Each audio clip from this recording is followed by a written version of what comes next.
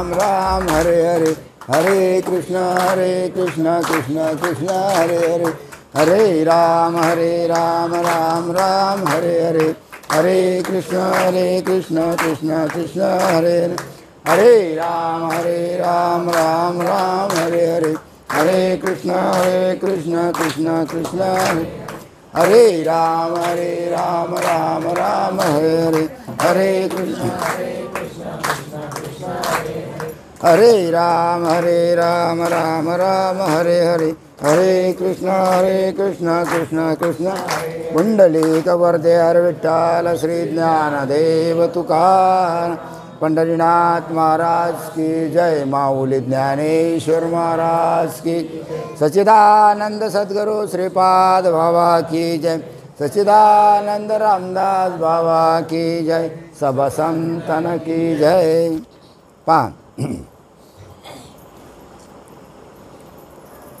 आज आषाढी एकादशी, सर्व साधेभोळे लोक, सर्व अज्ञानी लोक, ज्यांना बिचारांना देव माहीत नाही, जे अतिशय साधेभोळे आहे आणि आपल्या मनानंच जे भगवंताला भसतात, असे सर्व लोक कुठं गेले आज?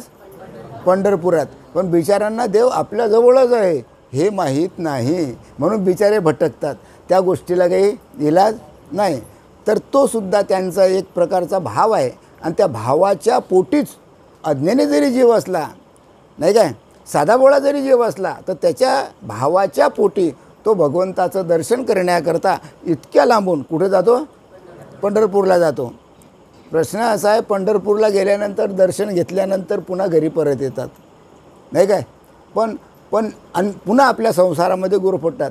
नेमकं पंढरपूरला जाण्याचा उद्देश काय आहे, नेमकं पंढरपूर काय आहे, हे काही जगाला कळत नाही. आणि ते कळवून देण्याकरता संत असतात. संताची खाण पंढरपुरात आहे, पण संतांना ओळखणं कठीण आहे. बरोबर आहे. काही संत तुमच्या आपल्यासारखे साधेभोळे दिसतात, परंतु त्यांना ओळखणं अतिशय कठीण आहे, नाही काय. हां, तर आज या ठिकाणी एकनाथ महाराजांचा अमृतानुभव या विषयावरचा एक थोडे 8-10 श्लोक आपल्याला या ठिकाणी वर्णन करायचं आहे. जास्त बोलणार नाही, फक्त पाऊण तासच बोलायचं आहे, कारण 2 सत्संग घरी झाले. बरं झालं मलकापुरातले आले नाही. हां, बरोबर आहे. त्याच्यामुळे जास्त बोलणं काही होणार नाही. आणि जास्त बोललं, किती दिवसापासून बोललो नाही, त्याच्यामुळे थोडंसं परिणाम होईल, कदाचित लक्षात घ्या. बरोबर आहे. या ठिकाणी आनंदानुभव या ग्रंथामध्ये सांगितलेलं आहे, ज्या भावाने देह टाकी अंती तेच होणे न चुके की, ब्रह्मभावाने देह टाकी तरी सुखे ब्रह्मची होणे. आता या ठिकाणी सर्वजण लक्षात घ्या, ब्रह्म, परमात्मा, आत्मा, परब्रह्म, विठ्ठल, राम, श्रीकृष्ण, शिव, हे सर्व एकाच अर्थी वापरलेले शब्द आहेत. त्या ब्रह्माला कोणी परब्रह्म म्हणते, कोणी आत्मा म्हणते, कोणी स्वरूप म्हणते, कोणी चैतन्य म्हणते. नावं जरी अलग अलग असले तरी एकाच अर्थानं हे वापरल्या गेलेले आहेत. तर या ठिकाणी सांगितलेलं आहे की जो ज्या भावनेने देह टाकतो, म्हणजे मरणाच्या वेळेस मरणाच्या वेळेस त्याच्या ठिकाणी अंतःकरणात जी भावना उत्पन्न होते, त्याला शेवटी तेच व्हावं लागते. हे लक्षात घ्या. आणि त्याच्याकरता भगवंत मोठ्यानं ओरडून बोंबलून सांगून राहिलेले आहे. संत सांगून राहिले. कशाच्या मार्फत? ज्ञानेश्वरीच्या मार्फत, मार्फत संतांनी सांगितलेलं आहे. भगवंताच्या मुखातले शब्द आहे की बुवा शेवटी ज्या भावनेमध्ये मनुष्य देह टाकतो तेच त्याला व्हावं लागते.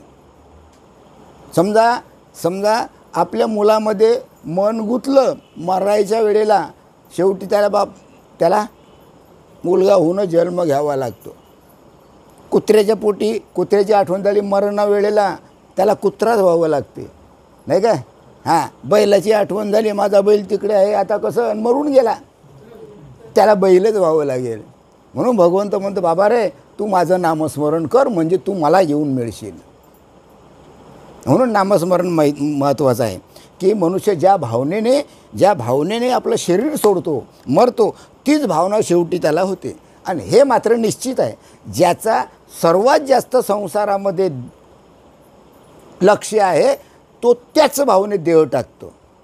मग तो ब्रह्मरूप जरी असला, ब्रह्मस्वरूपापर्यंत जरी जाऊन पोचला, तरी तो धीरे धीरे धीरे धीरे खाली येईल, तो शिवस्वरूपापर्यंत येतो, पुन्हा खाली येतो आणि पुन्हा जीव होतो आणि पुन्हा लक्ष 84मध्ये अडकतो. हेही तेवढं सत्य आहे. बरोबर आहे. म्हणून पुढील गती चुकत नाही, त्याला ते व्हावंच लागते.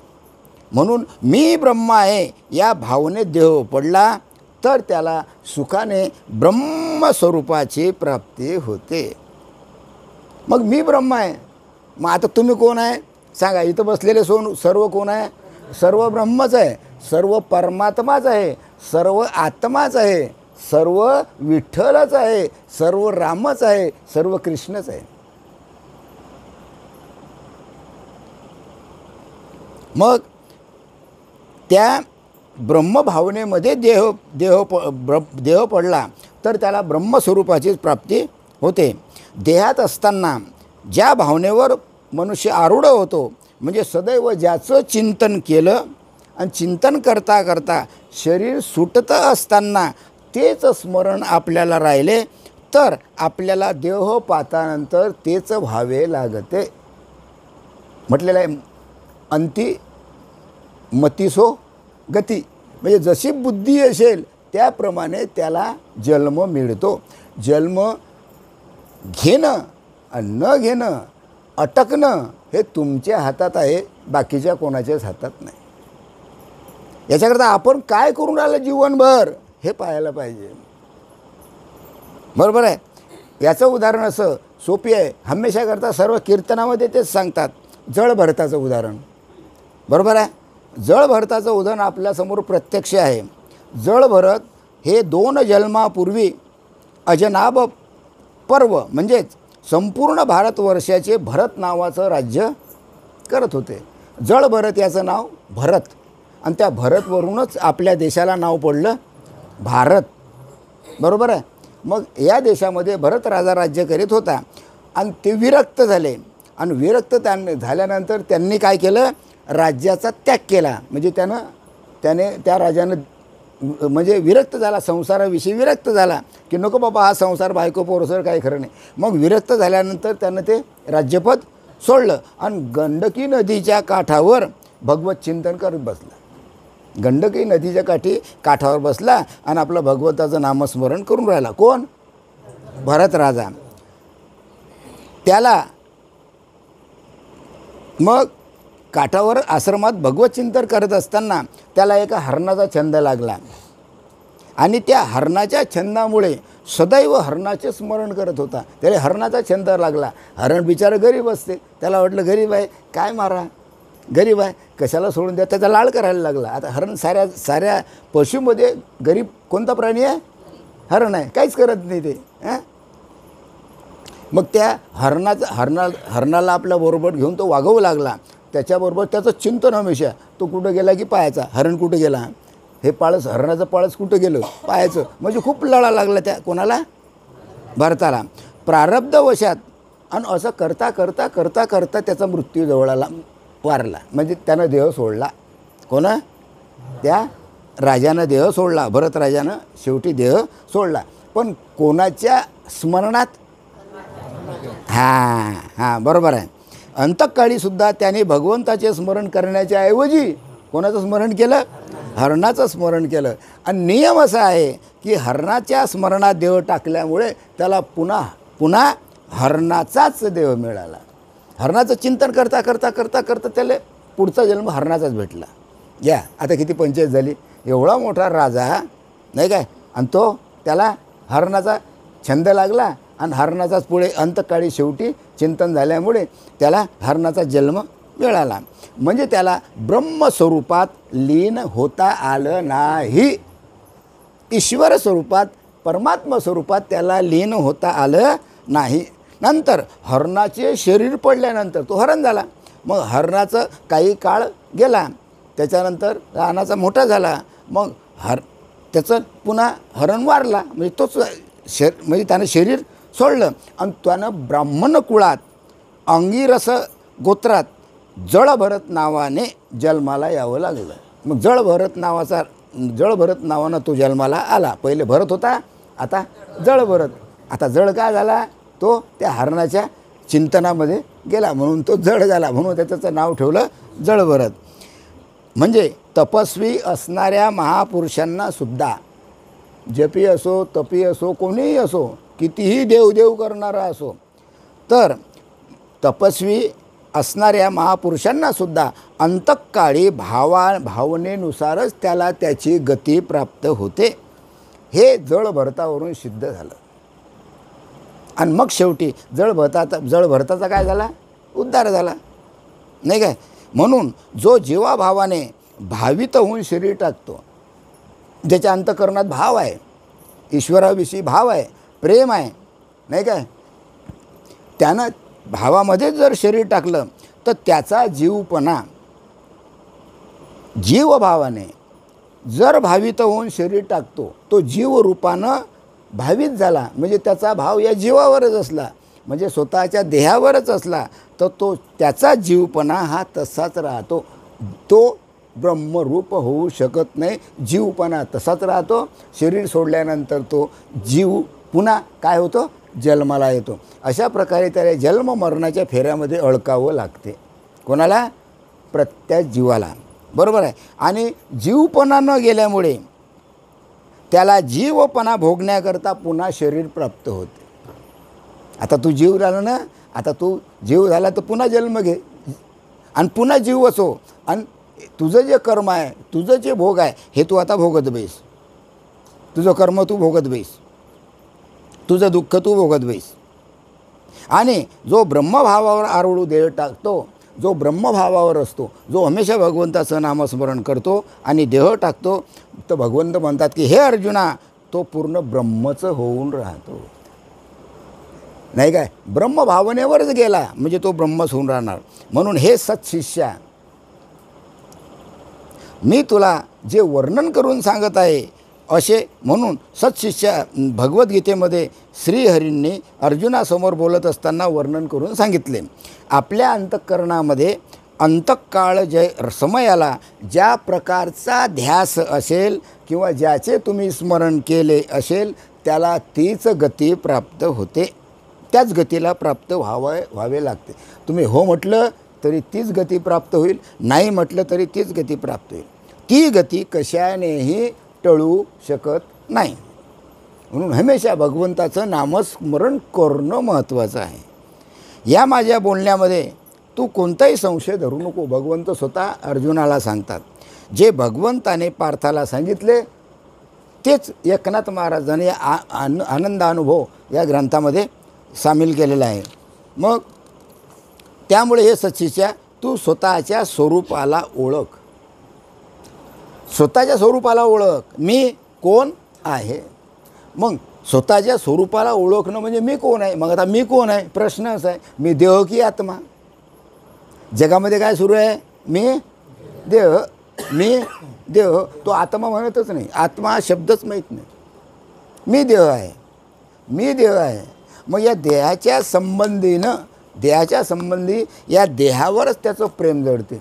आता या देहावर जर त्याचं प्रेम जळलं, नाही काय, मग त्याचं लग्न झालं, प्रेम कशावर जुळेल त्याचं, बायकोवर. पोरसोरं झाले, पोरासोराईवर, नाही काय. त्याच्यानंतर नातू झाले, पंतू झाले, जे काय असेल ना, ते घरदार, शेतीवाडी, पैसा, अळका वगैरे जे काय असेल त्याच्यावर त्याचं मन जळेल. बरोबर आहे का. कारण त्यानं स्वतःला जीव म्हटलेला आहे, स्वतःला देह म्हटलेला आहे की मी देह आहे. मग तुम्ही खरोखर देह आहात की आत्मा आहात, हा विचार प्रत्येकानं करायला पाहिजे.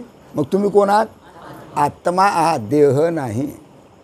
मग आत्मा आहे तरी देहाविषयी एवढी ओढ का, हा महत्त्वाचा प्रश्न आहे.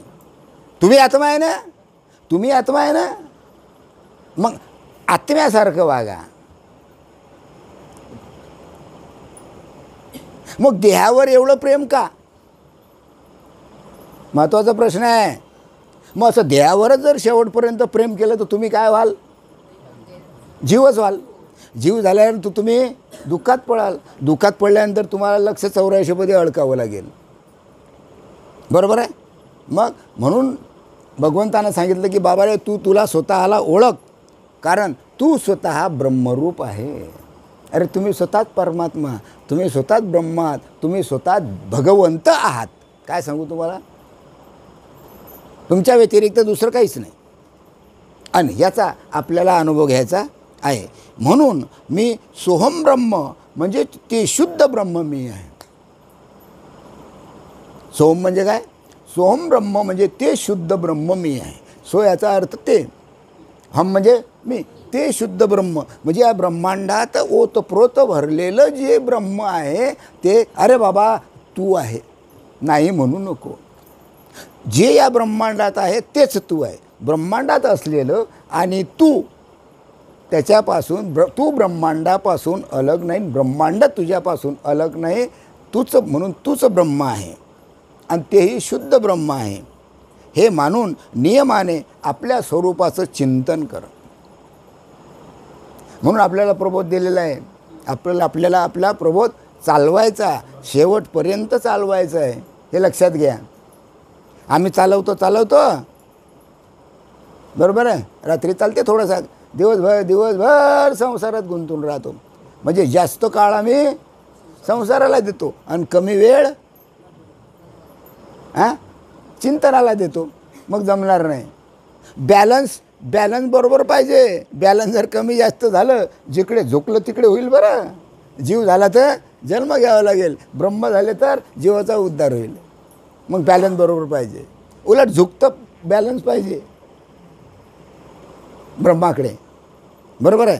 तुझ्या अंतःकरण वृत्तीमध्ये अखंड मिक्षर आणि नाश पावणाऱ्या अक्षर म्हणजे कधीही नष्ट न होणाऱ्या पदार्थाचा साक्षी म्हणजे परमपुरुषोत्तम आहे. क्षर म्हणजे शरीर.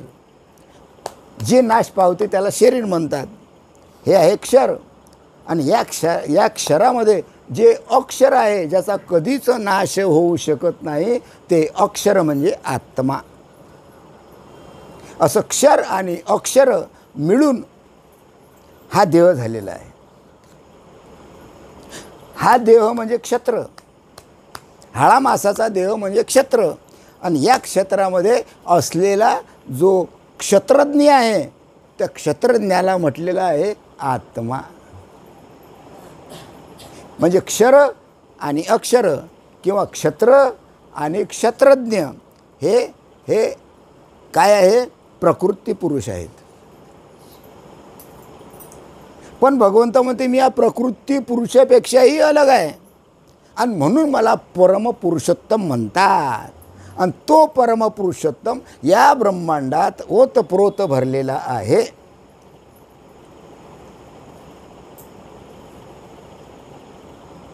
आम्हाला दोन करून घेतलं. आहे एकच. तो परमात्मा या ब्रह्मांडात ओतप्रोत भरलेला आहे, त्याला पुरुषोत्तम म्हणतात. आता त्या पुरुषोत्तमाला आम्ही ओळखलं नाही काय, म्हणून आम्ही म्हणतो आम्ही आत्मा आहे. ओळखलं तर म्हणतो आम्ही आत्मा आहे, आणि ओळखलं नाही म्हटलं तर आम्ही म्हणतो देह आहे. बरोबर आहे. अशी भावना सदैव राहू दे. म्हणजे जो क्षराक्षराचा साक्षी, क्षर आणि अक्षर याचा जो साक्षी आहे तो पुरुषोत्तम परमात्मा आहे. आणि तोच मी आहे असं तू स्मरण कर.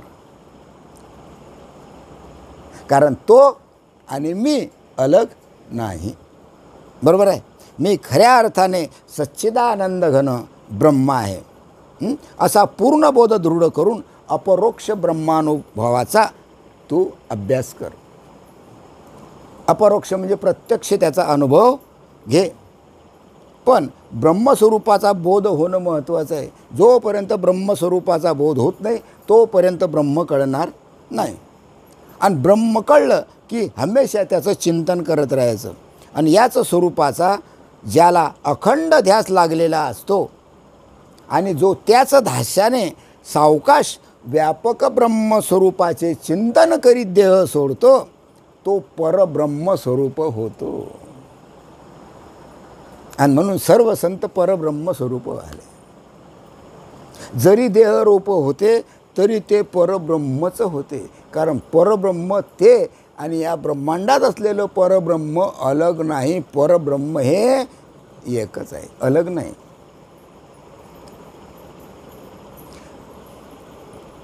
अन्यथा जर कोणी मी जीव आहे, आता तुम्हाला ब्रह्मबोध झालेला आहे, तुम्हाला आत्मबोध झालेला आहे, त्याच्यामुळे तुम्ही जीव नाही. बोध झालेला, आत्मबोध झालेला आहे, त्याच्यामुळे तुम्ही जीव नाही. तर तुम्ही कोण आहे? शिव आहात. बरोबर आहे. आणि असं जर नसेल तर मी कोणी जीव आहे हा अखंड ध्यास वृत्तीमध्ये धारण करीत असेल तर त्याच ध्यासामध्ये शेवटी शरीर सोडून देईल, त्याला पुन्हा जन्माला यावे लागेल. आता मलकावरात पहा, सर्व काय आहे? काय आहे ना जीव? आहे की नाही जीव? त्याला माहीतच नाही what is means by Brahma, what is means by परब्रह्म. देव करतात फक्त, काहीच माहीत नाही, चालला देव.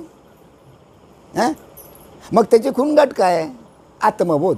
सद्गुरूकडून जो आत्मबोध मिळतो त्या बोधामुळे त्याला आपल्या स्वरूपाचा बोध होतो. आपला आत्मबोधाचा त्याला अनुभव होतो, आपल्या आत्म्याचा त्याला अनुभव येतो. म्हणून हे साधका, ऐकून घ्या, म्हणून हे साधका, तुम्ही कोण आहे? बिना साधक कोणी आहे घ्यायच्यात? काय आहे? सर्व साधक आहे ना. आणि हा भाग फक्त तुमच्याकरता, मलकापुरातल्या लोकांकरता नाही. पाहू दे त्याला टी व्ही, बसू दे त्याला आरामशीर, करू दे देव म्हणत जा म्हणणार हरिपाठ. बरोबर आहे, त्यांच्याकरता हा विषय नाही. म्हणून एकनाथ महाराजांना सांगितलेलं आहे की हे साधका, तुम्ही साधक आहे ना, आपण अखंड मी ब्रह्मस्वरूप आहे या भावनेवर असावे. तेव्हा ब्रह्मस्वरूप मी आहे, माझं स्वरूपच ब्रह्म आहे, मीच ब्रह्म आहे, मीच परमात्मा आहे. मग मी जर परमात्मा आहे तर परमात्म्यासारखं वागा. बरोबर आहे? बरोबर आहे? वागता येईल? बोला, वागता येईल? वागावंच लागेल, नाही तर पुन्हा जीव होऊन मरसान. 184 अडकसान. लक्ष ठेव. मग भाषा कळलं काय बरं? हां, शिवाय देणारी भाषा आहे आपली, प्रेमाची भाषा नाही.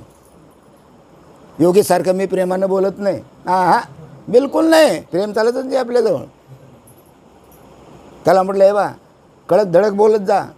शिवाय दिल्या तरी चालतील लोकांना, पण कडक बोलायचं नाही. बाबा माझ्याकडून होणार नाही. म्हणजे तुला वाटलं तसं कर, काही घेणं नाही. अरे तुला कोण सांगून राहिलं? तुला सांगून कोण राहिलं? एखादा बुडत्या कोण सांगून राहिलं? केली का किंमत? केली किंमत? नाही केली. जोपर्यंत कडक बोलत नाही तोपर्यंत साधक तयार होणार नाही. हे अगदी निश्चित सत्य आहे. तुम्हाला शिव्या देऊनच तयार केलं, लक्षात ठेवा. कोण बिना शिवायचं तयार झालं इथं? शिव्या देऊनच नाम घेतलं की नाही तुम्ही? कोणी आहे का असं? आहे कोणी? दाखवा मला कोणी. भाऊ नाम घ्या रे, घे ये बाई. हां म्हण, असं आहे काय? अनुभव का बिना अनुभव? मग अनुभवाच्या गोष्टी आम्ही सांगतो का नाही? मग तुम्ही ऐकायला पाहिजे की नाही? सांगा भाऊ. मग म्हणून हे साधका, आपण अखंड ब्रह्मस्वरूप आहे या भावनेत आपल्याला यावं लागते. मी अमुक संसारी जीव आहे असा भाव टाकून द्या, की मी जीव आहे भाव टाकून द्या. तुम्ही जीव नाहीत, तुम्ही साधक आहात. म्हणजे तुम्ही कोण आहात? साधक आहात. म्हणजे तुम्ही ब्रह्म आहात, तुम्ही आत्मा आहात. तुम्हाला ब्रह्म कळलं, तुम्हाला आत्म्याचा अनुभव आला. आणि असे जर झाले तर ब्रह्मभावाने शेवटी देह पडेल. आणि देह पडल्यानंतर तो साधक त्या स्वरूपचिंतनाने प्रत्यक्षात ब्रह्मच होऊन राहील. ब्रह्म म्हणजे परमात्माच होऊन राहील. हमेशा अखंड चिंतन करायचं, मी ब्रह्म आहे. अरे मी जर ब्रह्म आहे तर हे सर्व कोण आहे? बोला, हे सर्व कोण आहे? अरे हे सर्व ब्रह्मच आहे. मग हे जर सर्व ब्रह्म आहे, मी जर ब्रह्म आहे, हे जर ब्रह्म आहे, तर मग भेद कुठं आला? बोला, कुठं भेद आला? मग आमच्या ठिकाणी भेद आहे का नाही? मग अभेद टाकायला पाहिजे की नाही. म्हणून भजन करायचं तर अभेदाचं भजन करायचं, भेदाचं नको, अभेद पाहिजे. तिथं भेदच नको. बरोबर आहे. ज्या भावनेने देव पडेल शेवटी तेच त्याला पुढे व्हावे लागते. जळ भरताला सुद्धा तो भरत राजा असताना हरणाचा ध्यास लागला आणि या ध्यासामध्ये त्याचे शरीर पडले आणि पुन्हा त्याला हरण व्हावं लागलं. बरोबर आहे. म्हणून श्री गुरुच्या मुखातून म्हणजे सद्गुरूच्या मुखातून म्हणजे थोबाड्यातून म्हणजे तोंडातून. तोंड दिसते ना, या तोंडातून. म्हणून श्री गुरुच्या मुखातून सोहम म्हणजे ते अपार शुद्ध व्यापक ब्रह्म मी आहे याचं वर्म पहिले जाणून घ्या. गुरुच्या मुखातून शब्द निघायला पाहिजे सोहम. त्यावेळेस ते व्यापक ब्रह्म मी आहे त्याचा तुम्हाला अनुभव येईल. ते व्यापक ब्रह्म की तोच मी आहे. हे विश्वची माझे घर. पहा, हे विश्वची माझे घर. हे ब्रह्मांड जे आहे ना, हे माझं घर आहे. ऐशेमतीचा याची स्थिर किंबहुना चराचर आपणची झाला. अरे चराचर विश्व तोच झाला. हे विश्वही तोच आहे आणि तोच विश्व झाला. ब्रह्मही तोच झाला, ब्रह्मांडही तोच झाला, सर्व काही तोच झाला. मग नेहमी त्याच स्वरूपात ध्यासामध्ये जर देव पडला तर तो साधक व्यापक शुद्ध ब्रह्मच होऊन राहतो. म्हणजे शुद्ध परमात्माच तो होऊन राहतो. जरी एखाद्याने पहा किती लांब जायचं आपल्याला, जागच्या जागीच खोटायचं नाही. एकदा खुटला की खुटला. आपल्याला सुटून थोडं काय करायचं आहे, पुढे जायचं आणि शेवटपर्यंत आपल्याला तिथपर्यंत पोचायचं आहे. जरी एखाद्याने अनेक प्रकारच्या विद्या प्राप्त केल्या, खूप विद्या प्राप्त केल्या, खूप प्राप्त केल्या विद्या, जप आहे, तप आहे, ध्यानधारणा आहे, वेद आहे, नाही काय अनेक प्रकारचे शास्त्र आहे, अनेक प्रकारचे पुराणं आहे, नाही काय, अनेक विद्या प्राप्त केल्या आणि साधनापूर्वक अनेक सिद्धी प्राप्त करून घेतल्या. प्रयत्न केला, साधना केली आणि साधना करता त्याला अनेक प्रकारच्या सिद्धी प्राप्त झाल्या. आता चांगदेवाजवळ अनेक सिद्धी प्राप्त होत्या, नाही काय. तो मुंगी होऊन दुसऱ्याच्या मनातलं ओळखत होता. मुंगीच्या मनातलं तो ओळखत होता, म्हणजे दुसऱ्याच्या मनातलं ओळखत होता. पाण्यावरून चालत होता, हवेमध्ये तरंगत होता. कोण? चांगदेव. सर्व सिद्धी त्याला प्राप्त होत्या. परंतु आमच्या ज्ञानेश्वर माऊलीनं सिद्धीला किंमत दिली नाही. रुद्धी सिद्धी निधी अवघीच उपाधी आणि जवत्या परमानंदी. अरे त्या भगवंताकडे जर प्रेम नाही, भगवंताचा आनंद जर नाही तुला, तर मग रुद्धी सिद्धी काय कामाच्या. तू लखोपती होशील, करोडोपती होशील, तू म्हणजे तुझा लोक खूप आदर करतील, इकडे तिकडे मिरवतील, घोड्यावर बसवतील, रथात बसवतील, टांग्यात बसवतील, बैलावर बसवतील, आहे का नाही. पण त्याचा काही फायदा नाही. तुम्ही कितीही साधना करा, कितीही रुद्धी सिद्धी पाठ करा, परंतु अंतःकाळी त्याची बुद्धी स्वरूपाच्या ठिकाणी जर स्थिर बसली नाही, आत्मस्वरूपाच्या ठिकाणी जर त्याची बुद्धी स्थिर झाली नाही, तर त्याला ब्रह्मलीन होता येणार नाही. गॅरंटी. तुम्ही तुमचं काही करा, त्याला ब्रह्मलीन होता येणार नाही. तो ब्रह्मस्वरूपामध्ये किंवा आत्मस्वरूपामध्ये किंवा परमात्मा स्वरूपामध्ये एकरूप होऊ शकणार नाही. म्हणून त्याचा ध्यास लागला पाहिजे, अखंड ध्यास लागला पाहिजे. आणि त्या ध्यास लागण्याचं साधन आपल्या सर्वाजवळ आहे. आणि तो ध्यास अतिशय महत्त्वाचा आहे पुढच्या काळाकरता, नाही काय. मग त्याने ज्या साधना करून जेवढ्या सिद्धी प्राप्त करून घेतल्या, किती साधना करा, किती सिद्धी प्राप्त करून घ्या, त्या सर्व व्यर्थ होऊन जातील. व्यर्थ आहे, फुकट आहे, त्याचा काहीही फायदा नाही. उलट तो अहंकारात जातो. अहंकारात गेल्यानंतर पुन्हा खाली येतो. खाली गेल्यानंतर पुन्हा जीव व्हावं लागते आणि पुन्हा लक्ष 84 अडकावं लागते त्याला. रुद्धिसिद्धी मिळाली म्हणजे काही फार काही देवाजवळ गेला का तो. अरे देवापासून कितीतरी पटीनं तो लांब गेला, हे लक्षात ठेवा. आज जर एखादा मलकापुरात एखादा असा हवेत तरंगणारा माणूस कधी आला, मस्त जटागिटा पांढरे फटक कपडे, हवेत तरंगणारा माणूस आला आणि चालला मलकापुरून तरंगत तरंगत, पण तुम्हीच सर्व बंदे पाया लागसान त्याचं. देवा किती भगवान बापा भगवंता, अरे पाया लागसान की नाही, खोटं नका सांगू, लागसान. अरे सर ते निम्मे जास्त मी तर म्हणतो 2-4 नाही लागतील, मग बाकी सगळेच लागतील, हे लक्षात ठेवा. कारण तो विषयच कळला नाही, सर्व त्याच्या मागे. अरे तुम्ही तर जासानच, पण मलकापुरातली तुमच्या मागे येतील. हां ऐके नाही, असं रुद्धिसिद्धी आहे, काही फायदा नाही. रुद्धिसिद्धीनं मनुष्याचा जीवाचा उद्धार होत नाही. मग 8व्या अध्यायात भगवद्गीतेच्या 7व्या श्लोकामध्ये सांगितलेलं आहे, जगत जीवन श्रीकृष्ण परमात्मा अर्जुनाला सांगून राहिले की हे अर्जुना, तू सर्व काळ म्हणजे रात्रंदिवस माझे ध्यान कर. भगवंताने ध्यानच करायला सांगितलं. असं ध्यान कर, असं ध्यान कर, असं ध्यान कर की तू मन हे मीच करी. तू मन हे मीच करी म्हणजे तुझं जे मन आहे हे मन मीच कर. म्हणजे माझ्या ध्यासामध्ये तू सदैव राहा.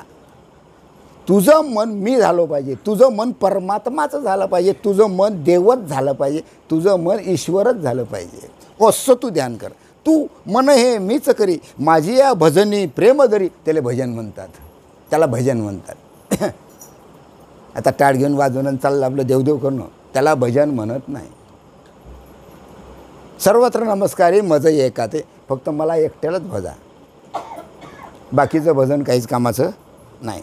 म्हणून भगवंत म्हणतात की बाबा रे, सदा सर्व काळ तू माझं रात्रंदिवस काय कर, ध्यान कर. तुला सदैव माझाच ध्यास लागू दे.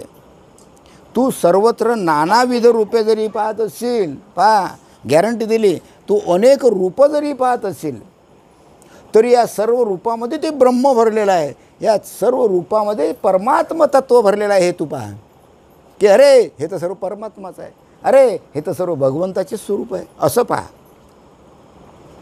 म्हणून सांगितलेलं आहे, अनंत रूपे अनंत वेशे देखील मात्याशी. अरे अनंत रूप आहे, पहा. कोणी कसं कोणाचे थोबाडे पहा कसे, कोणाचे प्रत्येक आहे का थोबाड्यासारखंच आहे, कसं आहे ना, अलग अलग. हां अनंत रूप पहा. कोणाचं कोणी नकटं, कोणी चपटं, कोणी उंदरं, कोणी बांद्रं, पहा आहे का नाही. रूप आहे ना अनंत. अनंत रूपे अनंत वेशे, वेश पहा, तुमचा वेश पहा कसा आहे, कोणाचा वेश कसा, कोणाचा वेश कसा, कोणाचा वेश कसा. अनंत रूपे अनंत वेशे देखील मी त्याशी. आणि बाप रखमा देवीवरू खून बांधली, मग त्याची खून काय, तर हे सर्व ब्रह्मरूपच आहे. बाप रखमा देवीवरू खून बांधली ऐशी, हे सर्व ब्रह्मरूपच आहे. नाही तर मी ब्रह्मा आणि बाकीचे खालच्या दर्जाचे आहे, मेळ बसणार नाही, मेळ बसणार नाही. स्वतःला देव समज, उलट अहंकार वाढेल तो. मी ब्रह्म, मी परमात्मा, हे येईल काय समज, हॅट नाही जमणार. हां उलट अहंकार वाढेल, उलट मीपणा वाढेल, आणि पुन्हा तो जीव खालच्या दर्जाला येईल. ते ब्रह्म असून ते खाली येईल.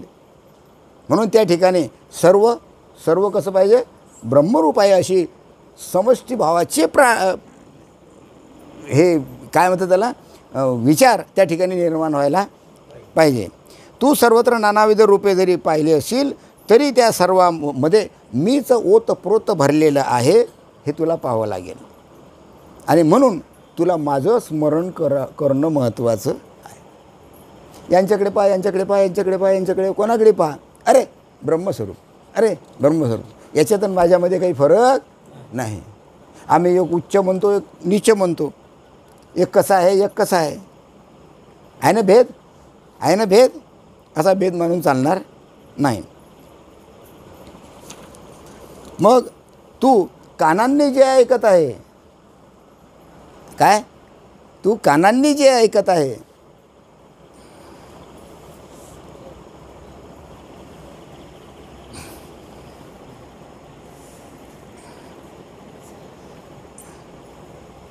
हां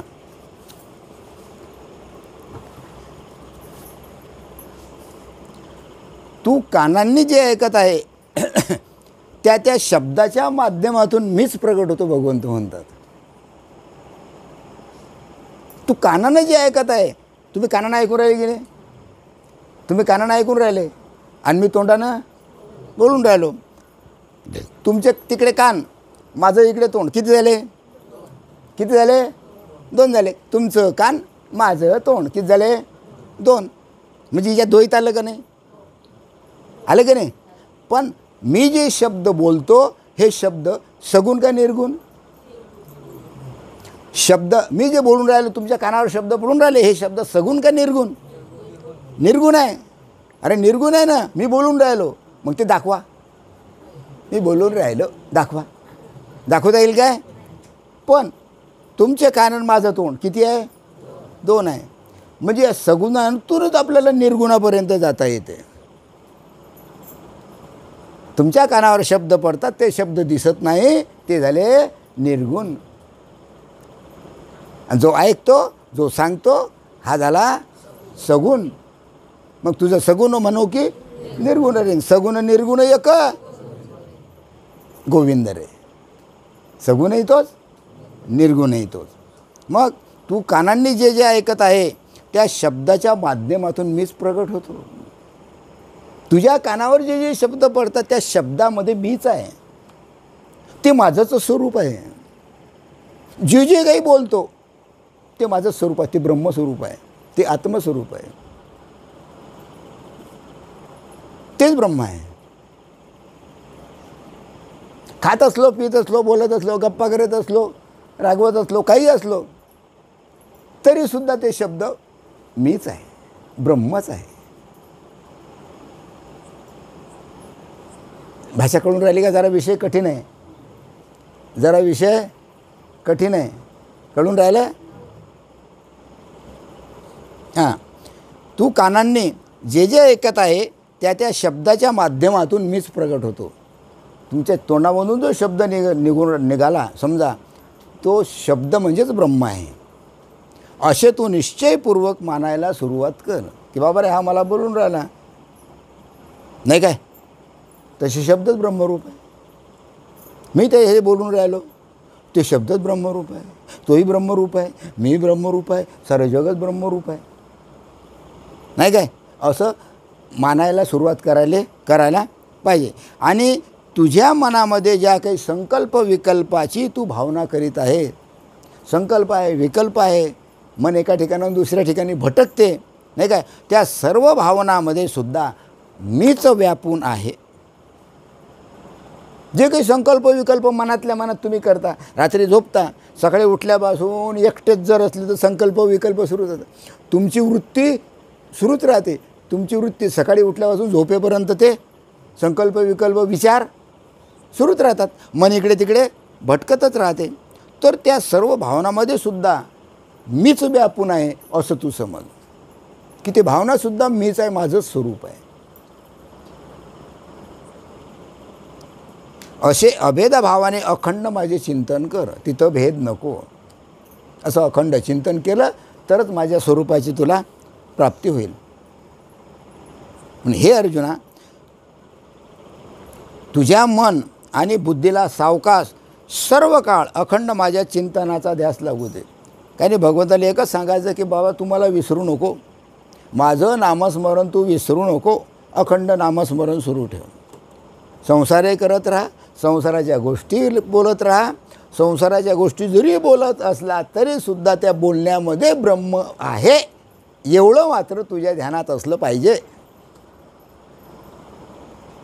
परमात्मा आहे त्या बोलण्यामध्ये एवढं तुझ्या ठिकाणी असलं, बुद्धीमध्ये ठसलं पाहिजे नाही काय. जर तू माझ्या नामस्मरणानेच्या ध्यासाने देहरूपी पास सोडून दिला तर तू शेवटी मीच होऊन राहशील. तू मीच होऊन राहशील म्हणजे तुझा मी उद्धार करेल. तुझ्यात आणि माझ्यामध्ये कोणत्याही प्रकारचा भेद राहणार नाही. म्हणजे माझ्या स्वरूपात तू विलीन होशील. आणि एकदा माझ्या स्वरूपात विलीन झाला मग तिथं कोणत्याही प्रकारचा भेद राहणार नाही. कारण भगवंत सांगते तू मीच होशील. मग भगवंत म्हणतात माझ्या स्वरूपात जर तू एक रूप झाला, विलीन झाला, तर तू मीच होशील. मग तू जर मी झालो तर हा मी केवढा राहील? ब्रह्मांडा एवढा. जेवढं ब्रह्मस्वरूप आहे, जेवढा परमात्मा आहे तेवढा राहील. मग तेवढा जर तो झाला तर मग कितीही वर्षे झाले, कितीही युग झाले, कितीही कल्प झाले तरी तरी तू माझ्या स्वरूपाशी एकरूप झाल्यामुळे हे जे प्रलय महाप्रलय आहे हे तुझ्या डोळ्यानं तू पाहू शकशील आरामशीर. भाषा कळले?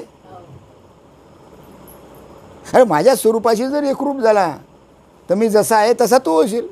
माझ्यातून तुझ्यामध्ये कोणता भेद राहणार नाही. मग मग मी जसा हे काय कल्प वगैरे आहे जे आहे जन्म मृत्यू म्हणा किंवा हे जे करतो हे तू पाहशील, विनाश पाहशील. जगात काय काय सुरू आहे तुला बसल्या बसल्या दिसेल. कारण तू मीच झाला आणि मी तूच झाला. आपण एकरूप झालो. डोळे नसले तरी तुला दिसेल, कान नसले तरी तू ऐकशील, तोंड नसलं तरी तू बोलशील.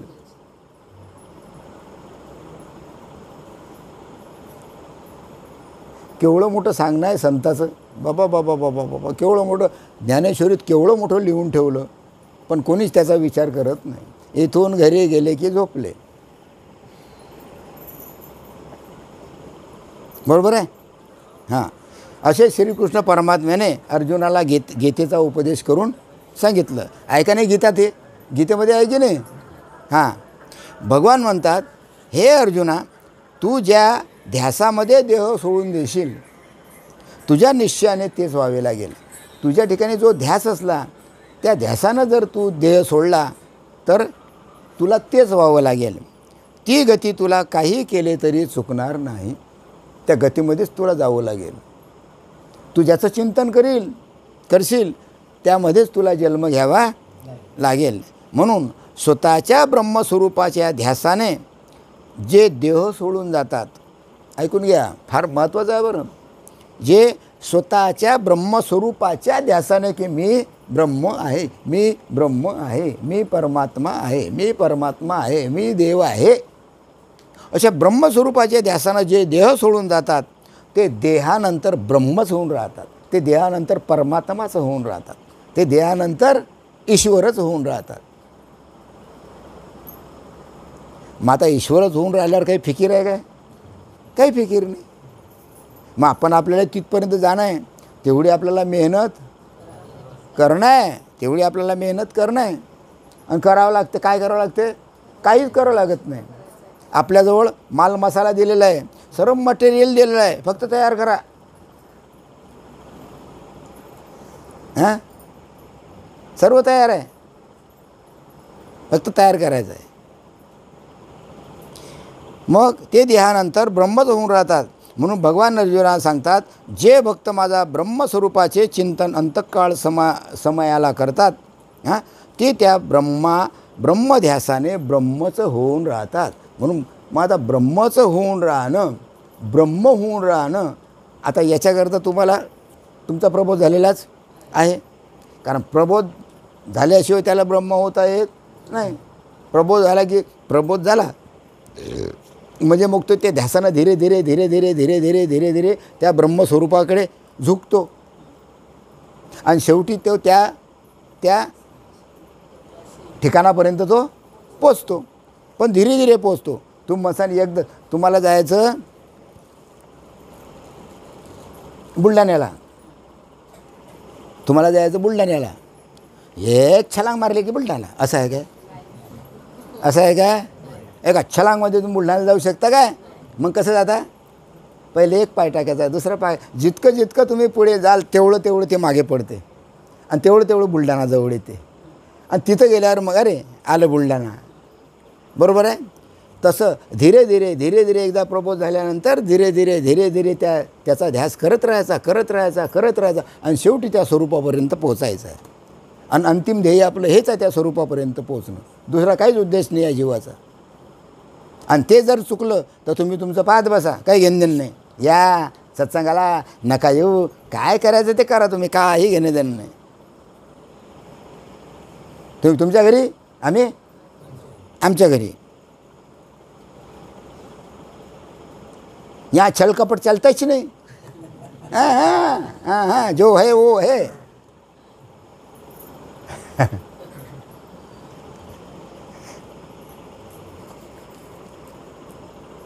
म्हणून हे शिष्या, मी तुला ब्रह्मस्वरूपाचा उपदेश करीत असलो तरी येथे अजून एक गुह्य आहे. ब्रह्मस्वरूपाचा जरी उपदेश करू लागले तरी सद्गुरू शिष्याला म्हणतात की तरी हिच्यामध्ये एक गुह्य आहे. आता कोणतं गुह्य आहे नाही काय? ते गुह्य कोणालाही सांगू नको. ते गुह्य कोणालाच सांगायचं नाही. तुम्हाला माहीत आहे ना, ते तुमच्याजवळच राहू द्या आणि तुमच्याजवळ सळू द्या, पण कोणाला सांगायचं नाही. तुम्हाला जे नाम मिळालं तुम्ही कोणाला सांगता काय? सांगता काय? नाही सांगा. ते तुमच्याच जवळ ठेवा, दुसऱ्याला सांगता येत नाही. जर सांगितलं तर बाबा महा अनर्थ होईल. एवढा अनर्थ होईल की जन्मोजन्मी तो भोगावा लागेल. लक्षात घ्या. म्हणून बा शिष्या, जरी मी तुला ब्रह्मस्वरूपाचा उपदेश करत असलो, भगवंताचा परमात्मा प्राप्तीचा जरी उपदेश करीत असलो तरी येथे एक गुह्य आहे. ते गुह्य कोणालाही सांगू नको. हे जर कोणास सांगितले, तुम्ही जर तुमच्या ठिकाणी असलेलं जे नाम कोणाला सांगितलं तर संत मालिकेतील जे संत आहेत, कोणतं संत? संत मालिकेतले पहिले संत आहे सनक, दुसरा आहे सनंदन, तिसरा आहे सनातन आणि त्याच्यानंतर चौथा आहे सुजात. असे हे सनकाधिक संत कोपतील. आणि हे संत एकदा कोपले की मग पुन्हा जीव होऊन तुम्हाला लक्ष 84 अडकावं लागेल. तिथंसुद्धा तुम्हाला थारा मिळणार नाही. तिथंसुद्धा भोग भोगावेच लागतील शेवटपर्यंत. जन्मोजन्मी दुःखच दुःख. तिथं सुखाचा लवलेशही नाही.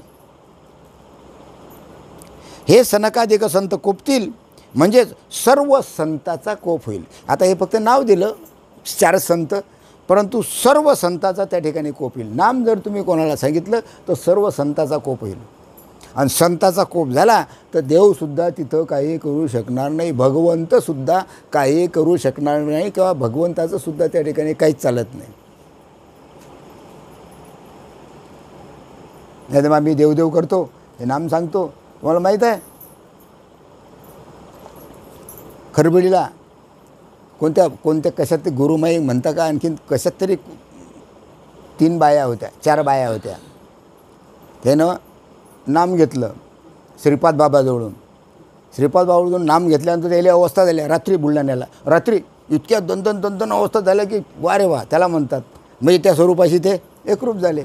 म्हणजे त्यांना खूप अवस्था झाली. अवस्था झाल्यानंतर खरबडीला आले. खरबडीला आल्यानंतर मग ते गुरुमाईमधले जे माणसं होते ना, ते म्हणत तू आमच्यात येऊ नका, आमच्यात येऊ नका, बापा आमच्यात येऊ नका.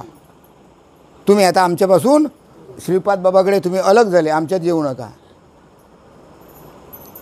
शेवटी बिनडोक, डोक्याचं काम नाही, अकलीचं काम नाही. नाही आम्हाला तुमच्यात घ्या. गेले श्रीपाद बाबा, तुमच्यात आम्हाला घ्या. बरं. मग त्यांनी काही पैसे भरले, म्हणतात 400 का 500 रुपये. आणि पुन्हा ते गुरुमाईत म्हणजे तिच्यातच गेले ते. आणि ते नाम बी सांगून दिलं. त्या एका बाईने नाम सांगून दिलं तिथलं, बाकीच्यांनी एका बाईने नाम सांगितलं. रात्रभर बसले नामस्मरण करत. एकाली अवस्था झाली नाही, एकालीही अवस्था झाली नाही. तुम्हाला कसे होते? आम्ही तर रात्रभर बसलो पण आम्हाला होत नाही. झालीच नाही अवस्था. काय नाही, 8-15 दिवस झाले ते बाई एकटीच बसेल होती. आजूबाजूला कोणीच नव्हतं. एक माळ्या आला, वानर मोठा, आणि असा झोडपून काढला त्या बाईले. अशा फट तोंडात हाणल्याला लागे, बेशुद्ध केले त्या बाईले, आणि लगे चालला गेला. त्या बाईला अजून त्याची आठवण आहे. म्हणजे हे तर झालं जिवंतपणे, पण मेल्यावर सुद्धा ते भोग भोगावंच लागतील, जन्मोजन्मी टळणार नाही. कारण तुम्ही ते गुह्य दुसऱ्याला सांगितलं. सोपी गोष्ट नाही, ताबडतोब तिथं अनुभव येतोच. नामापासून जो विन्मुख झाला त्याला अनुभव येतोच, हे लक्षात ठेवा. जो नामापासून विन्मुख झाला त्याला पापी म्हटलेलं आहे. आणि पापी कुठं जाईल? स्वर्गात. कुठे जाईल? कुठे जाईल? नरकात. नामाशी विन्मुख म्हणा ना, बोंबला तो नर आहे का नाही? आहे ना हरिपाठ, आहे ना हरिपाठात. बेकार काम आहे. म्हणून परमार्थ हा सांभाळूनच करायला पाहिजे, बरोबर आहे. म्हणूनच ते गुह्यच जरी असले तरी त्या सनकादिक संतांचा झालेला कोपही सहन करता येईल. एक वेळ आपल्याला संताचा कोपसुद्धा सहन करता येईल, काय हरकत नाही. हां, ते गुह्य सांगितल्याने केव्हा कोप होईल? समजा आपण आहे ते नाम सांगितलं दुसऱ्याला तर संताचा कोप होईल, बरोबर आहे.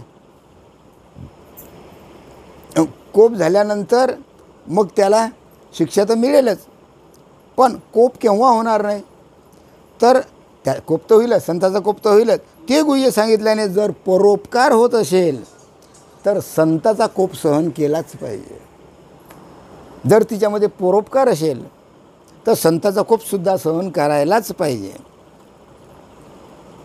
ते गुह्य सांगता येईल, पण कोप काहीच कोणी सहन करत नाही, म्हणून नाम कोणी सांगत नाही.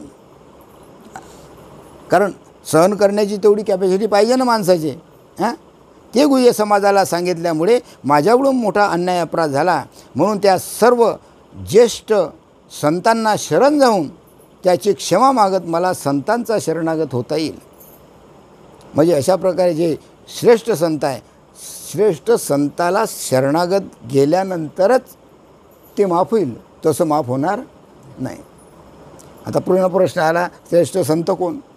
श्रेष्ठ संत कोण? आता कोण आहे श्रेष्ठ संत?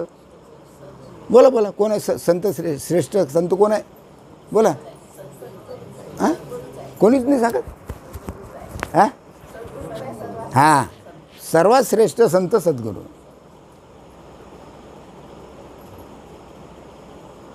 तेच तुला त्याच्यातून काढतील. म्हणून तुला सांगतो, हे शिष्या, तू सर्वांगाचे कान करून ऐक. जे गुह्य तुला सांगितल्याने सर्व संताचा कोप होईल, ते गुह्य मी तुला आता सांगत आहे. सर्व संताचा कोप होईल ते गुह्य मी तुला आता सांगतो. अरे, जर आपली कर्मसाम्य दशा झाली, आपण जर साम्यावस्थेत आलो, आपल्याला जर सर्व ब्रह्मरूपच दिसू लागले आणि अनंत पुण्याच्या प्रभावाने भाग्योदय जर झाला, जर आपल्याला श्रेष्ठ अशा सद्गुरूची प्राप्ती झाली, सद्गुरूची भेट झाली, तर त्यांच्या कृपेने आत्ताच म्हणजे तात्काळ ब्रह्म होता येते. अशा सद्गुरूची ज्याला प्राप्ती झाली त्याला ताबडतोब ब्रह्म होता येते, ताबडतोब. म्हणून म्हटलं, आपणासारखे करीती तात्काळ नाही काळ वेळ, काळ नाही वेळ नाही, केव्हाही कधी कुठेही. हरिनी संतानं लिहून ठेवलं, तात्काळ त्याला ब्रह्म होता येते, तात्काळ, तिथं उशीर नाही. मग सद्गुरूचा महिमा असा आहे की ते जीवाला आपल्या कृपाप्रसादाने तात्काळ पूर्ण ब्रह्मपदावर आरूढ करतात. प्रत्येक जीवाला ते आपल्या ब्रह्मपदावर आरूढ करतात, त्याला सद्गुरू म्हणतात. ब्रह्मपदावर ते आरूढ झाले, ज्याला करता आलं ते सद्गुरू. म्हणजे अशा सद्गुरूचा शिष्य हा सद्गुरू कृपेने लगेचच ब्रह्मस्वरूपाचा अनुभव घेतो. एकदा ब्रह्मस्वरूपाचा अनुभव घेतला म्हणजे तो त्यानं कायमचा टिकवायला पाहिजे. कसा? धीरे धीरे धीरे धीरे त्याचा अभ्यास करून टिकवायला पाहिजे. कारण आपल्याजवळ प्रबोधाचं काय आहे? साधन आहे, बरोबर आहे. म्हणजे मीच शुद्ध ब्रह्म आहे असा भाव त्याच्या अंतःकरणात प्रगट होतो की अरे बाबा, जे शुद्ध ब्रह्म आहे, या ब्रह्मांडात ओतप्रोत भरलेलं आहे शुद्ध ब्रह्म आहे, ते माझं स्वरूप आहे, ते मीच आहे. नवे मीच नाही तर हे सारं जगत ब्रह्मरूप आहे. आता मीच ब्रह्म होऊन राहतो, आता मीच ब्रह्म होऊन राहतो असे जर झाले, आता तुम्हीच ब्रह्म झाले असं जर झालं तर त्या सद्गुरूच्या शिष्याला देहपातानंतर ब्रह्मस्वरूपाची प्राप्ती होते. जर तुम्ही ब्रह्म झाले आणि केव्हाही देह सोडला, केव्हाही हा देह सोडला म्हणजे मरण पावले, तर देहपातानंतर त्याला ब्रह्मस्वरूपाचीच प्राप्ती आहे. कारण त्यानं जिवंत असतानाच स्वरूपाची प्राप्ती करून घेतली. आणि तो कधीही शरीर सोडलं, त्यानं कधीही मेला तरी तो ब्रह्मस्वरूपापर्यंतच पोचेल, ब्रह्मस्वरूपाचीच एकरूप होईल. त्याला दुसरा रस्ता नाही.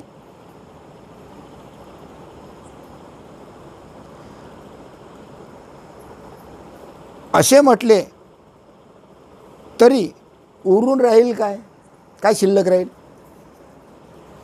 काय शिल्लक राहील? अहो, ज्याला व्यापक असणाऱ्या ब्रह्माचे दृढ अपरोक्ष ज्ञान झाले, त्याच्या दृष्टीने ज्ञान ब्रह्मीभोग ब्रह्मतनू अशी अवस्था निर्माण होईल. म्हणजे त्याचा देहच काय होईल? ब्रह्मरूप होईल. तो ज्या देहानं काम करतो तो देहच ब्रह्मरूप होईल. मग तो देह जर ब्रह्मरूपच झाला तर शेवटी त्यानं कधीही शरीर सोडलं तरी तो ब्रह्मरूप आहेच. त्याचा विचार करायचं कामच नाही. हां, देहभाव तर शिल्लक राहणार नाहीच, कारण त्याने देहभाव तर शिल्लक राहणार नाही, परंतु तो त्या देहासहित ब्रह्मस्वरूपाचा अनुभव घेईल. या देहासहित तो ब्रह्मस्वरूपाचा अनुभव घेईल. मग शरीराचं होणं आणि न होणं, जाणं न जाणं, मरणं जिवंत राहणं, याच्यावर ह्या दोन्ही गोष्टी मिथ्या आहेत, खोट्या आहेत. त्याच्यावर काही त्याचा परिणाम होणार नाही. म्हणून तो साधक देह असतानाच पूर्ण ब्रह्मरूप होतो, जिवंत असतानाच तो पूर्ण ब्रह्मरूप होऊन जातो. तो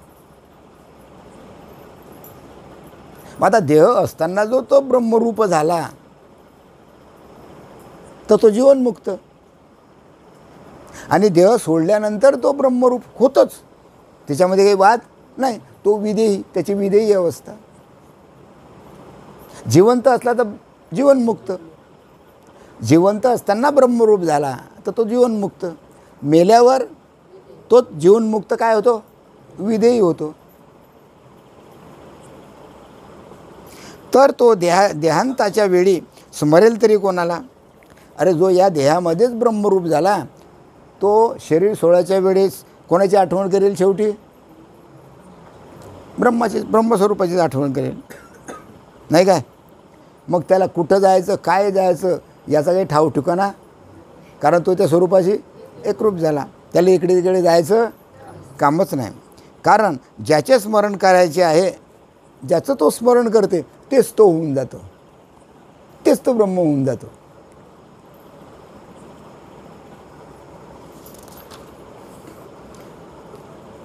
एखादा साधक, एक तास झाला काय? झाला इतक्या लवकर? हां, एखादा साधक देह पडल्यानंतर काय काय म्हटलेलं आहे? साधक. आता याच्यात खरे साधक किती आणि खोटे साधक किती तुम्ही तुमचं पाहत बसा, मी विचार करत नाही त्याचा, काही आम्हाला घेणं देणं ते. खरे साधक किती आणि खोटे साधक किती तुम्हीच विचार करा त्याचा, की मी खरा साधक आहे की खोटा साधक आहे. आणि हे ज्याचं त्यालाच माहीत आहे. बरोबर आहे काय? हां, आपल्या मनाशी खुणगाठ बांधून ठेवा. एखादा साधक देह पडल्यानंतर स्वस्वरूपात मिळून गेला असे म्हटले. एखाद्या साधकाचा देह पडला म्हणजे तो मरण पावला, तर तो स्वस्वरूपामध्ये एकरूप झाला असं म्हटलं तर या बोलण्याला ऐकून संत सज्जन हसू लागतात. संताला हसू येते. का हसू येते? कारण तो साधक देह पळल्यानंतर स्वस्वरूपाशी मिळून गेला असं आपण जर म्हटलं तर संताला हसू येते. कारण संताचं म्हणणं आहे जो साधक देह असताना स्वस्वरूपात जर एकरूप झाला तर देह पडल्यानंतर ते स्वरूपाशी एकरूप होईलच ना, जाणार कुठं आहे मग. आणि म्हणून ते हसतात संत, अरे किती येळा आहे हा. पहिली त्या स्वरूपाशी एकरूप होता आणि गेल्यावर तर स्वरूपाशी एकरूप होणारच आहे. आणि आम्हाला काय सांगतो, अरे आहेच ना तो. म्हणून संत हसतात, कारण त्याच्या ठिकाणी ते अज्ञान आहे. सामान्य माणसाच्या ठिकाणी अज्ञान असते नाही काय, म्हणून त्यांना हसू येते. कारण ब्रह्मस्वरूपात मिळण्याकरता आधी ब्रह्मस्वरूपाचा वियोग घडावा लागतो. ब्रह्मस्वरूपात जर मिळायचं असेल तर पहिले वियोग घडावा लागतो. वियोग, हे बा लक्षात घ्या, ब्रह्मस्वरूपात मिळण्याकरता सर्वात आधी त्या ब्रह्मस्वरूपाचा वियोग घडावा लागतो. जोपर्यंत वियोग घडत नाही तोपर्यंत ब्रह्मस्वरूपाशी एकरूप होता येत नाही. लक्षात घ्या, भाषा पहा. वियोग घडला तरच तू त्या स्वरूपाशी एकरूप होईल. म्हणजे वियोग घडला तर मिळून जाणे संभव होते. जर वियोग घडला तर तिच्यामध्ये तो एकरूप होऊ शकतो. एका बाजूला जीव आहे, एका बाजूला ब्रह्म आहे. एका बाजूला जीव आहे, एका बाजूला ब्रह्म आहे. बरोबर आहे. म्हणजे ब्रह्माचा, जीवाचा आणि ब्रह्माचा काय आहे, वियोग आहे की नाही वियोग. मग जीव जर असला तर तो जीवच ब्रह्म होऊ शकतो. तो जीवच ब्रह्म होऊ शकतो. आणि जो ब्रह्म झाला तो जीव होऊ शकत नाही. मग ब्रह्मरूप होण्याकरता वियोग घडावा लागतो, म्हणजे जीव व्हावं लागते. मग जीवाचा तो होते शिव, आणि शिवाचा तो त्या स्वरूपाशीत काय होतं, तो एकरूप होते. असं पायऱ्या पायरीने जावं लागते. म्हणजे मलकापुरामधल्या लोक हे भगवंतापासून कसे आहे, ब्रह्मस्वरूपापासून अलग आहे. म्हणजे वियोग झाला त्यांना. पण नाम घेतल्यानंतर त्या स्वरूपाशी जर ते एकरूप झाले तर मात्र त्या जीवाचा उद्धार. वियोगच योग घडवून आणतो. मग जेव्हा एखादा साधक ब्रह्मस्वरूपात मिळाला असे कोणी म्हणतो नाही काय, एखादा साधक व ब्रह्मस्वरूपात मिळाला, हा साधक आहे. आता यानं शरीर सोडलं, हा मेला, आता हा ब्रह्मस्वरूपात मिळाला असं जर कोणी म्हणतो तर तेव्हा संत त्याला विचारतात की का रे, त्याच्या अगोदर त्या साधकाला ब्रह्मस्वरूपाचा वियोग झाला होता काय. अरे मुळातच तो संत, तो साधक मुळातच ब्रह्मस्वरूप होता. हां, आणि तुम्ही म्हणता शरीर सोडल्यावर मेल्यावर म्हणता की हा याला ब्रह्मस्वरूप प्राप्त झालं. अरे ब्रह्मस्वरूप प्राप्त झालं असं काय म्हणतो, कारण तो ब्रह्मस्वरूप जिवंत असताना होताच ना, आणि गेल्यानंतर तो ब्रह्मस्वरूप राहणारच आहे. कुठे जाणार आहे. हां, मग आधी काय तो साधक ब्रह्मस्वरूप नव्हता काय, मग त्याला ब्रह्मस्वरूपाचा वियोग झाला होता काय, नाही. कारण तो मुळातच ब्रह्मस्वरूप होता जिवंतपणे. म्हणून त्याला देहांती स्वरूपात मिळाला असे तुम्ही म्हणत. काही भाषा जरा क्लिष्ट आहे, कठीण आहे, समजून घेणं महत्त्वाचं आहे. तशी भाषा सोपी आहे. ज्याला नाम मिळालेलं आहे, ज्याला अवस्था झाली, ज्याला याच्यातलं काही थोडंसं सत्संग वगैरे घडले, त्याच्याकरता ही भाषा कशी आहे, सोपी आहे, काही कठीण नाही. आता प्रश्न असा आहे, घट माहीत आहे का तुम्हाला. घट म्हणजे घागर, खापराची घागर किंवा त्याला दुसरं म्हणतो ते नाही का, ते पित्री, सार्वपित्री अमावास्येला नाही तर का ते घागर, काय म्हणतात त्याला तुम्ही त्याला, हां काय म्हणतात त्याला, अखोजीची घागर, अखोजीची. पण घागरच म्हणता ना. त्या घागरला शास्त्रीय भाषेत घट म्हणतात. घट म्हणजे घागर. आता मी घागरच म्हणतो.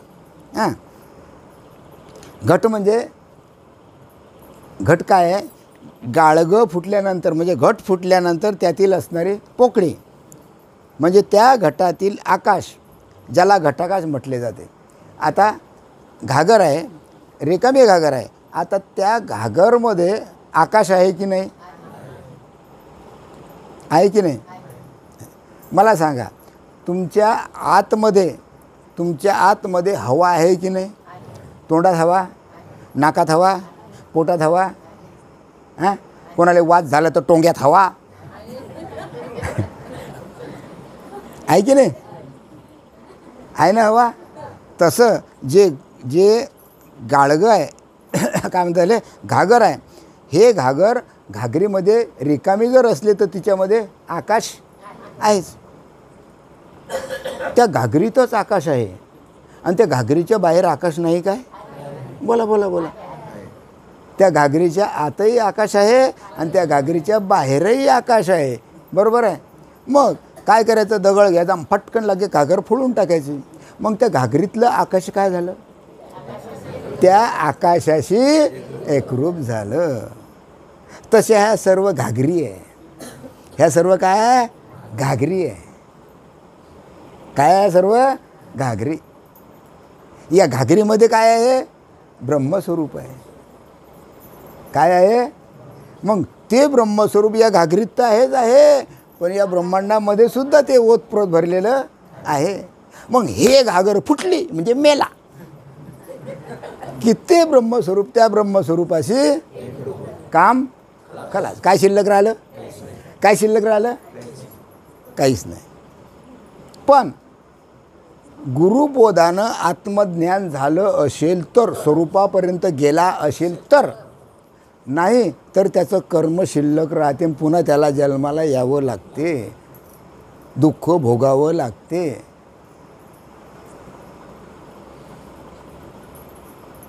समजून राहिलं? हां, हे घटाकाशाचं उदाहरण दिलं, घागरीचं. हां, ते चिदाकाश म्हणजे घटाबाहेरील व्यापक आकाश त्यामध्ये मिळून जाते असे सामान्य व्यवहारात ढोबळमानाने आपण म्हणतो. परंतु जरा विचार जर करून पाहिलं तर लक्षात येते की चिदाकाश आणि घटाकाश म्हणजे हे वरचा आकाश आणि घटाकाश म्हणजे घटामध्ये असलेलं पोकळी, हां, वेगळे आहेत की अलग? एकच आहे. घटाची फक्त काय केलं? घट हे उपाधी लावली. त्या आकाशाला, त्या चिदाकाशाला घट ही फक्त उपाधी लागली.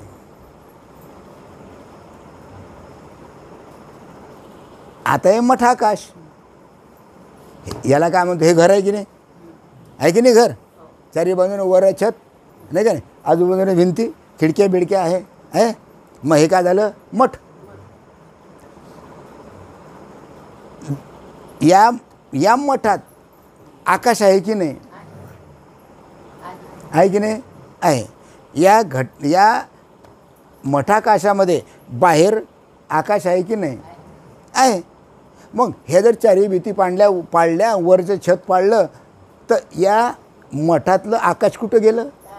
त्या आकाशाशी एकरूप झालं. मग एकरूप होतं का झालं?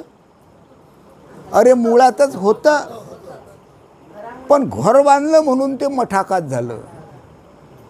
मळक्याचा आकार दिलं म्हणून तो घटाकाश झाला. नाही तर मुळामध्ये ते आकाश जसंच्या तसंच आहे. घटाच्या उपाधीने ते आकाश नामभिन्नतेला प्राप्त झाले. कोणी त्याला घट म्हणते, कोणी त्याला मठ म्हणते. परंतु घटभंग झाल्यावर कळाले की हे आधी अखंड दशेमध्ये म्हणजे एकरूपते स्थिर होते असे प्रत्यक्ष अनुभवाला येते. कारण ते मुळातच ते आकाशरूप होतं. पण मध्ये उपाधी आली. उपाधी आल्यामुळे त्याला नाव दिलं मठ, घट. पुन्हा दुसरी उपाधी आली, त्याला नाव दिलं मठ. पण आहे मात्र दोन्ही चिदाकाश. तुम्ही आपण सुद्धा कशामध्ये आहोत? तिच्यामध्येच आहोत. झालं का भाऊ एक तर ते झाले हां वर झाले का बरं जाऊ द्या. समजला की नाही विषय. हां हे काय लावलं आहे घटन घेत काय ब्रह्म अरे हे काय लावलं आहे असं. महत्त्वाचा विषय आहे हा. महत्त्वाचा विषय आहे हा. विषय कोणी सांगत नाही. एक ओवी घेता नाही काय समोर पुस्तक ठेवता ज्ञानेश्वरीची एक ओवी घेता तिच्यावर विश्लेषण करतात आणि बसता गोष्टी सांगत देवसान देव तसा आहे का नाही. तसं नाही. त्याचं विश्लेषण झालं पाहिजे पूर्ण. बरं तर आज आपण सर्वजण आषाढी एकादशीच्या निमित्तानं या ठिकाणी जमलो. जरा आनंद झाला. मागच्या वेळेला संख्या कमी होती. बंद कर दे हां.